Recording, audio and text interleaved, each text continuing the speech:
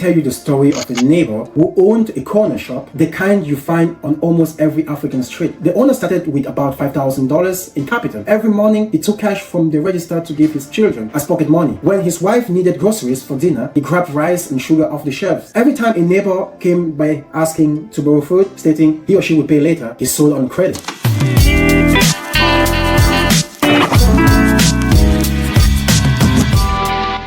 Every second, across Africa, millions of transactions, ideas, and experiences are happening. When a tomato is sold in Lagos, or when a farmer plants maize in Ghana and a student uploads a thesis in Nairobi, each of these moments create data. But here's the thing, much of this data disappears into thin air. It's never recorded, never analyzed, never used to make better decisions. I can assume you are already guessing where I'm going with this narration, right? But this isn't just about numbers, it's about memory, growth, and identity. Because look, when a continent doesn't collect its own data, it loses control of its own story, because a nation without data is like a traveler without a map, always moving, never arriving. My name is Jerry Rawlings, and this is Africa's data problem, the cost of flying blind. When I was writing both my bachelor's and master theses on retail institutionalization in Africa, which is something we'll be exploring in the future, I stumbled upon something strange. There was almost no retail data available. No comprehensive statistics, no centralized database, no consistent reporting. Yet, every African market generates millions of transactions. Every seller has a record either in their head, in a notebook, or in cash. So the data is there. But the question is, where does it go? Why isn't it being captured? Why isn't it being actionable? Well, in Western countries, only one trip to a supermarket generates a full digital trail. What you bought, how you paid, how often you return. It's one clean stream of information, easy to track, easy to use. But in African open markets, our most common form of retail, well, one shopping experience generates 10 or more mini transactions. You buy tomato from one woman, peppers from another, onions from a third seller. Every transaction is cash-based, disconnected, and invisible to any larger system. And yet, this fragmented market is rich, far richer in behavioral data than any supermarket. It tells you story about relationships, bargaining, community trust, and consumption patterns. But none of that becomes part of Africa's economic record. It remains anecdotal, lost. And it's not just markets. When I searched for academic references, writing my bachelor thesis, I found that African research isn't centralized anywhere. In the West, you have platforms like ResearchGate, GStore, Google Scholar. But here, well, our papers sit in personal drives, forgotten folders, and on flash disks that eventually crash. And what's worse about this, Africa has the highest number of unemployed white-collar graduates, young minds who could be cleaning, organizing, and analyzing this data. But there's no system to make that possible. So we end up with a continent that lives in motion. We can measure its movement. My second story is more personal. When my mother got into agribusiness, I begged her to keep a record book, to write down her transactions, track her yields, and note what she learned along the way. But she never did it. The following year, we couldn't remember what worked. We didn't know which fertilizer gave the best results, which season had the most rain, and how much profit she actually made. It became such a source of tension that I eventually gave up trying to convince her. This isn't just about my mother. It's about how millions of farmers and businesses across Africa operate using experience and intuition instead of record keeping. Without data, every new farming season starts from zero. There is no baseline, no learning curve, no compounding knowledge. And that's the hidden cost of data neglect. Reinventing the wheel every single year. It keeps farmers small, businesses unstable, and economies fragile. Another thing I've realized is that for many Africans, data feels unnecessary. We don't see its value until something goes wrong. I've had so many arguments with my mother about this. When I send her cash for a project and ask months later how it was spent, she can't lay out the numbers. She is not careless, she just doesn't think tracking money matters. Sometimes I feel like it's cultural. We trust memory more than measurement. We rely on instinct rather than insight. But this cultural habit scales up. It becomes natural. Governments guess population numbers because censuses are outdated. Cities plan roads without traffic data. Businesses launch products without consumer insights. And when decisions are made without data, mistakes are repeated at scale. The lack of data isn't just a technical issue, it's a mindset issue. A society that doesn't value data is like a traveler who refuses to use a map, always moving but never truly progressing. Growing up, I saw so many small businesses open with enthusiasm and close in silence. At first, I thought it was a backlog or lack of business training, but later I realized something deeper. Most of them had no data awareness. Let me tell you the story of a neighbor who owned a corner shop, the kind you find on almost every African street. The owner started with about $5,000 in capital. Every morning, he took cash from the register to give his children as pocket money. When his wife needed groceries for dinner, he grabbed rice and sugar off the shelves. Every time a neighbor came by asking to borrow food, stating he or she would pay later, he sold on credit. Every time his supplier raised prices, he didn't adjust his margins accordingly. By the end of the month, the shelves looked empty, but there was no clear record of what was sold, what was given away, or what was lost. Without data, this business had no visibility, no way to tell if it was growing or shrinking. And when it collapsed, as many still do today, the owner walked away saying business is hard in Africa. Well, maybe business isn't just hard. Maybe it's actually blind. From the outside, this might seem like a small problem. One family, one business. But multiply it by 10 million, you have a continental pattern, an economy that moves on intuition rather than information. Data isn't just about spreadsheets or census, it's about direction. When a country can measure its population, it can plan schools and hospitals. When farmers record their yields, they can access credit and insurance. When an entrepreneur tracks costs, they can scale sustainably. Data turns experience into knowledge and knowledge into growth. Countries that invest in data infrastructure build resilience. Kenya's M-Pesa revolution wasn't just about mobile money, it was about digital records of every transaction. Rwanda's health drones work because there is data about where medicine is needed. Nigeria's fintech startups thrive because they collect and analyze users' behavior. The data revolution is already happening, just unevenly. Large companies have it, governments sometimes have it, but the people, the everyday citizen, the small business don't. That's the real digital divide